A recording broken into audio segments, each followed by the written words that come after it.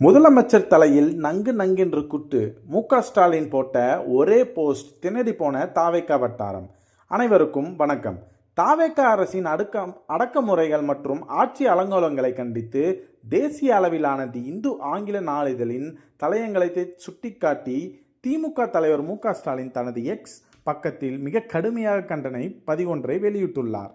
இந்த பதிவு தற்போது தமிழக அரசியல் களத்தில் பெரும் விவாதத்தையும் பரபரப்பையும் ஏற்படுத்தியுள்ளது.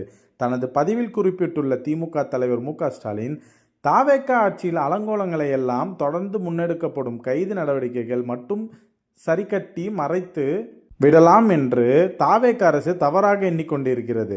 ஆனால் அரசின் இந்த அநியாயமான ஆணவத்திற்கும் அடக்குமுறைக்கும் மக்களே விரைவில் சரியான பாடத்தை புகட்டுவார்கள் என்று மிக காட்டமாக எச்சரித்துள்ளார்.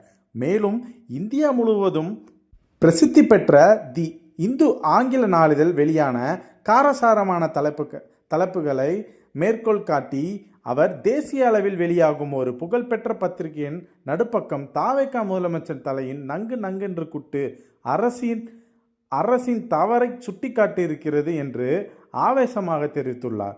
அரசுக்கு எதிராக எழும் நியாயமான விமர்சனங்களையும் மக்கள் எதிர்கொள்ளும் பிரச்சனைகளையும் கேட்காமல் அதிகார பலத்தை பயன்படுத்தி எதிர்குரல்களை ஒடுக்க நினைக்கும் தாவேகா அரசின் போக்கை இந்த தலைமையகம் அடிப்படை மாட்டாது மற்றும் அது தோலுரித்து காட்டுள்ளதாக அரசியல் விமர்சகர்கள் சாடியுள்ளனர்.